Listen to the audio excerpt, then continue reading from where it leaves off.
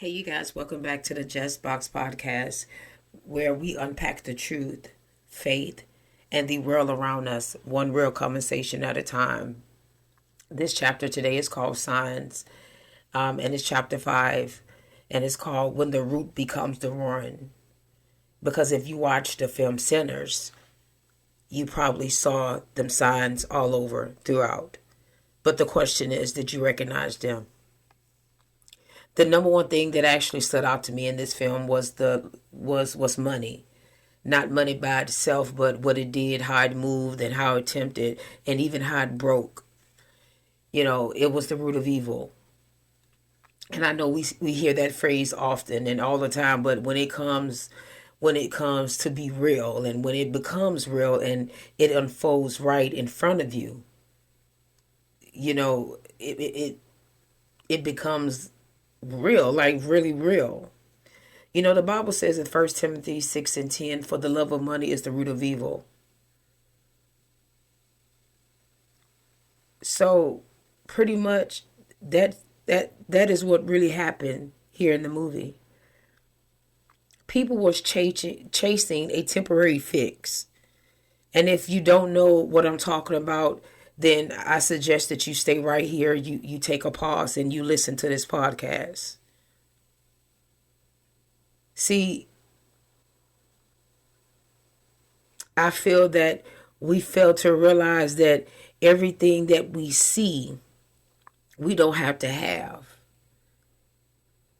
So I need you to understand this. Temptation is a mother. Do you understand me?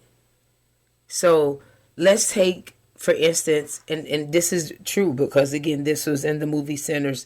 Let's take the husband and the wife who owned a local store in town. They left their daughter behind. Why? Well, pretty sure you know now that to chase the dream, to taste every piece of the dream, and also to chase money. They were pulled by an old friend who needed help, but underneath that help, there were clear signs of destruction. And pretty much they missed them clearly if you saw the movie. Even the family in the cotton field. Now, you guys know back then times was hard even for color folks. But still, he left his wife and kids. And why? Because of money. It's heartbreaking because before the club, got into their lives, and if you look at it, they were doing okay. They were smiling. Everyone was living. And maybe things was tight, and maybe business wasn't booming some days, and some days that it would. But they had each other. They had a foundation, but until that foundation started to crack and nobody noticed. Nobody noticed, do you hear me? See, the devil is sneaky. See, again, the Bible tells us in Second Corinthians 11:14, and no marvel of Satan himself is transformed into an angel of light. He would show up as an opportunity. He will show up as help, even your help. He will show up as an old friend in need. And I'll tell you right now, if you are not rooted in faith, you will never know the difference. Now, let me share with you a story about a lady named Tina. Tina had a loving husband, an excellent job, and believe it or not, Tina had a damn good upbringing. It was in 2016, we had the Great Flood, and tough times hit. Bills was due. She lost her job, and pressure started to rise. Now, Tina, thought in her head that she can work side hustles for a man that was actually promising her money, fast money, actually. Now, in the beginning, it seemed so innocent. It seemed real. And then what happened was lies and late nights and secrets until one day Tina was literally sitting in her car holding eviction papers. Tina had no job. She even lost her husband. And baby, let me tell you something. Tina lost all her peace. Tina started to think, and when she started to think, she said she heard her grandmother say this. Baby, God will show you signs, and if you don't pay attention, your pain will become your teacher. That day, she finally understood. She really ignored those signs. But it wasn't too late for Tina to actually turn around. At that time, Tina started to cry out, and she wasn't crying out from pain. She was crying out from an awakening.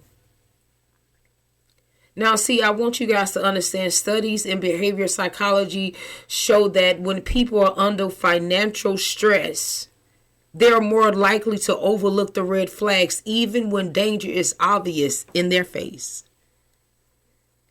See, that's how people fall into scams, toxic relationships, toxic jobs, and even abusive relationship. See, people are not blind. They're actually tired. They want relief. And actually, the enemy knows that. Now, let me give you an example from my old life. And the reason why I say old life, because I understood. There was a time that I kept waking up at 3 a.m. in the morning, night after night. I tossed and turned. My heart was racing. I felt like I was about to give in, go home to glory. But instead of praying, I started to stroll on Facebook. Instead of seeking peace, I started searching for distractions. You know, you guys, my health started to acting up. My migraines got worse. I was feeling fatigue. I was having mood swings like crazy. And if you know me, you know my mood swings. But still, I brushed it off. I kept saying, I'm tired. I'm just tired. But see, what I noticed, God wasn't just tapping me. He was warning me that my spirit was restless. And that shift in energy, that was a sign to slow down, to draw closer to him and to listen. But instead, again, I ignored it until my body and my spirit they both hit the wall. And then that's when I realized the signs were always there. God wasn't just pushing me, he was protecting me. See, I want to share with you another story. It's about a local pastor here in Louisiana. I'm just going to call him Pastor Ray. He started his church as a small storefront. You know, he was preaching with fire, love, and humanity. The community came because they saw his heart. The tithes were small, but he was faithful. He checked on his members and prayed with the sick, and he even gave out groceries when he didn't even have much himself. But over time, the church grew and also did the money. That's when things, again, started to shift. The offerings got bigger. People started calling him bishop instead of pastor. He started preaching less and started delegating more. Instead of visiting his sick, he was flying out of town.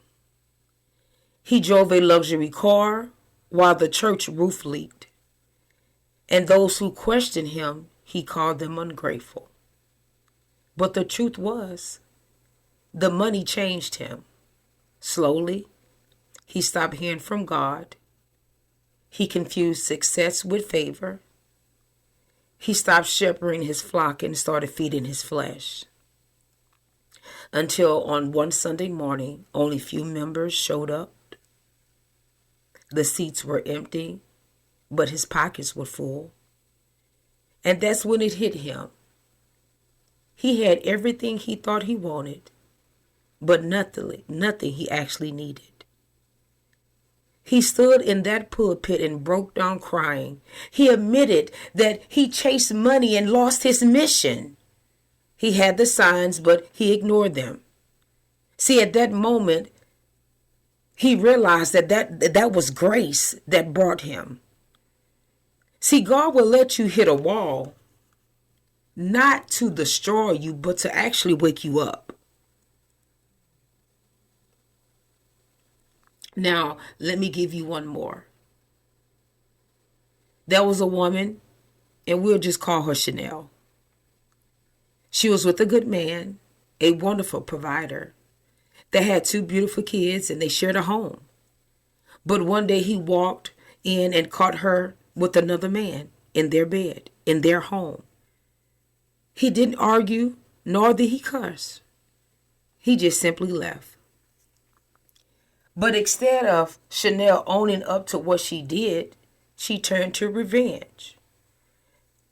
She filed for child support, not because she needed it, because she wanted revenge. She lied in court, claiming that he abandoned his kids. Now, for a while, it worked. But see, the truth came out. His time, his receipts, his parenting, they told a real story. Now, even Chanel stood in court bragging about how much money she made and said she don't need a man nor him. I just want to take him back and put revenge on him for leaving me. Now, see, at the end, the court gave him full custody, and see, Chanel, she was ordered to pay him child support. Because God doesn't bless the mess, he blesses the truth. Now, let's revisit the juke joint in the scene centers. See, that guitar player began to sing and suddenly spirits emerged. Not holy ones, it was confusion, seduction, and molestation. That scene actually gave me chills. It reminded me that the devil was once a crowd director. He knows music. He knows how to influence people, but as they always say, if you don't step on the devil's head right now, he'll keep on cracking your foundation. See, Ephesians 6:12 reminds us, for we wrestle not against flesh and blood, but against principalities, against powers, against the rulers of darkness of this world, against spiritual weaknesses in high places. And I want to say this from my heart. I don't speak on judgment. I speak on experiences. I'm not perfect by all means, because I have missed signs too. I've had to lose comfort, people, and controlled situations. I had to find my clarity. God had been showing me the signs. I just wasn't ready to see them. So, what do we do with the signs?